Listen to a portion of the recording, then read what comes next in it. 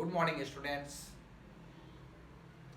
पर last video में बेटा एप्लीकेशन ऑफ डिस्टेंस फार्मूला पढ़ रहे थे, तो वीडियो लॉन्ग हो जाता, जिस वजह से उसको दो पार्ट में मैंने ब्रेक कर दिया।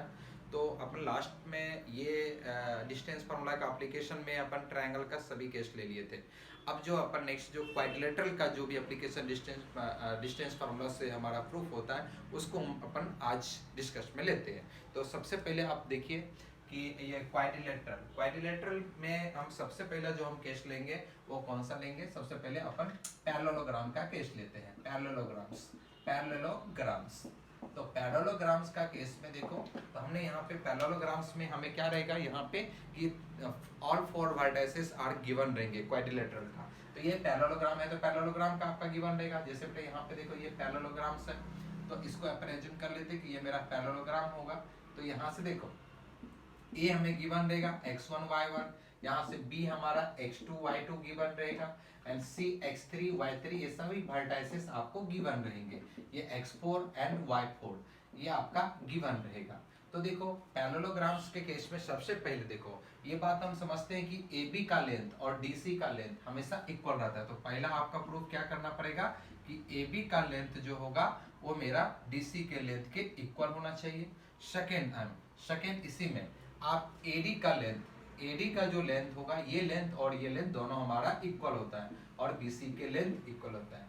तो पहला तो ये आपको बताना पड़ेगा, मतलब ये साइड्स और ये साइड दोनों का लेंथ इक्वल और ये दोनों साइड्स का लेंथ इक्वल आपको प्रूफ करना पड़ेगा। सेकेंड यहाँ पे एक बात और है कि ये जो डायगोनल्स है हमारा डायगोनल, तो ये जो हमारा डायगोनल है, तो ये AC का लेंथ जो होता है वो नॉट इक्वल टू आपका ये BD के लेंथ के ये आपको प्रूफ करना पड़ेगा। जब इतने कंडीशन को आप प्रूफ कर दोगे तब आपका पैरेललोग्राम्स है ना, देन आपको पैरेललोग्राम्स आपका प्रूफ होता है। तो ये कंडीशंस हो गया ये पैरेललोग्राम केस के लिए।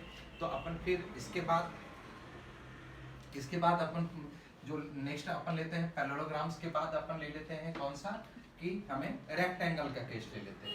तो रेक्टेंगल का केस में कि पैरेललोग्राम्स और रेक्टेंगल में थोड़ा सा डिफरेंस रहता है।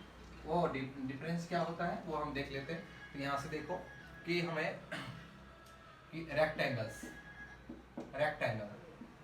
के केस में देखो क्या होता है कि हमें यहाँ पे ऑल फोर वर्टिसेस यहाँ पर भी गिवन रहेगा, हमें यहाँ पे ये वर्टिसेस गिवन रहेगा A x1 y1, B x2 y2 and C x3 y3 and D हमारा x4 एंड y4 ये हमारा गिवन रहेगा। ठीक है, ये ऑल फोर वर्टिसेस आपका गिवन रहेगा रेक्टेंगल का। तो रेक्टेंगल के केस में देखो पहला जो आपको प्रूफ करना पड़ेगा वो AB जो पैरेललोग्राम्स के करते हो ना, वही हमें यहाँ पे प्रूफ करना है इतना, एंड AD का length is equals to BC, ये तो आपको प्रूफ करना ही करना है। फिर आपका जो यहाँ पे एक और बात यहाँ पे प्रूफ करना पड़ता है सेकेंड केस में आपका कि AC का लेंथ जो होता है वो मेरा BD के लेंथ के इक्वल आपको प्रूफ करना पड़ेगा। क्योंकि वहां पे देखो पैरेललोग्राम्स और रेक्टेंगल में इतना ही डिफरेंस है। वहां पे क्या होता है पैरेललोग्राम्स में डायगोनल्स का लेंथ इक्वल नहीं होता है, जबकि रेक्टेंगल केस में हमारा जो होता है इक्वल होता है। तो ये मेरा रेक्टेंगल का केस है, इतना केस आपको प्रूफ करना पड़ेगा तभी जाके आपको रेक्टेंगल्स प्रूफ होता है। फिर आफ्टर दैट नेक्स्ट जो अपन पढ़ते हैं वो कौन सा पढ़ते हैं कि रोम्बस का केस का। तो ये रोम्बस का केस का देखिए, रोम्बस का केस का, तो रोम्बस के केस में आपका रोम्बस का केस को अपन देख लेते हैं, डिस्कशन में ले लेते हैं। तो रोम्बस में क्या होता है कि ऑल फोर साइड जो होगा वो हमारा इक्वल रहेगा। यहां से देखो ये फिर से अपन डिस्कशन थोड़ा बड़े साइज में ले लेते हैं। देखो ये मेरा यहाँ पे ऐसा कुछ कर लेते हैं अपन, ये थोड़ा सा और भी यहाँ से और इसको ऐसा करके ले लेते हैं अपन यहाँ से, और ये लेंथ को और थोड़ा बढ़ा लेते हैं ताकि पैरेललोग्राम के जैसा भी दिखे, और साइड भी चारों इक्वल होना चाहिए। तो यहाँ पे देखो A B C and D ये ऑल फोर वर्टिसेस गिवन रहेंगे x1 y1, यहाँ पे x2 y2 and C x3 y3 and D हमारा x4 y4 ये सभी वर्टिसेस आपको गिवन रहेगा। तो सबसे पहला जो आपको यहाँ पे AB का लेंथ और BC का लेंथ और CA का लेंथ, सॉरी कौन सा CD का लेंथ एंड बेटा AD का लेंथ, ये चारों तो इक्वल रहता है रोम्बस के केस में।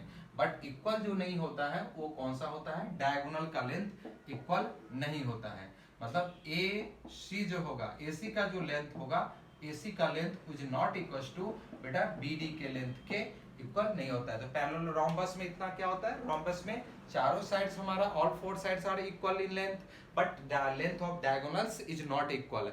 तो ये दोनों कंडीशंस को आप फुलफिल करते हैं तो रोम्बस आपका प्रूफ होता है। फिर अपन लेते हैं रोम्बस के पास ये लास्ट जो अपन एक लेते हैं कौन सा, कि स्क्वायर के केस का, स्क्वायर का केस। तो देखो यहाँ पे स्क्वायर, तो बेटा यहाँ पे स्क्वायर को अपन लेते हैं, स्क्वायर स्क्वायर स्क्वायर के केस के लिए हमारा क्या रहता है कि ऑल, यहाँ पे देखो ये में स्क्वायर होगा, यहाँ पे स्क्वायर होगा, तो ये A x1 y1 and B x2 y2 and C x3 y3 and D x4 y4। तो यहाँ से देखो ये हमारा, तो ये सबसे पहला आपको AB का लेंथ और BC का लेंथ और CD का लेंथ एंड AD का लेंथ, ये चारों तो इक्वल करना ही पड़ेगा। सेकेंड, ये जो आपका डायगोनल्स है, डायगोनल जो AC का लेंथ जो है और मेरा ये BD का लेंथ, ये दोनों आपका इक्वल आप प्रूफ करते हो, तब आपका स्क्वायर जो है आपका, ये स्क्वायर आपका प्रूफ होता है। तो देखो बेटा मैंने यहाँ पे सिर्फ दोनों लेक्चर में, अभी जो फर्स्ट वीडियो और सेकेंड वीडियो में सिर्फ अब मैंने क्या करा, थ्योरी पार्ट दिया, आगे आगे चल के मैं थ्योरी के साथ साथ फिर आप क्वेश्चन भी देते रहूंगा। तो ये एक थ्योरी था, थोड़ा वीडियो बड़ा हो जाता है, कोई क्वेश्चन ले लेता तो मैं वो अलग अलग करके सभी जितने भी आपको लिया सारा का मैं एक एक करके थ्योरी के बेसिस पे क्वेश्चन भी लेते चले जाऊंगा, है ना। अभी तो सिर्फ आपका क्वाड्रेटल का एप्लीकेशन ऑफ डिस्टेंस फार्मूला के एप्लीकेशन से हमें यही इतना ही अपन को थ्योरी पढ़ना होता है। तो थैंक यू बेटा वीडियो देखने के लिए, फॉर वाचिंग,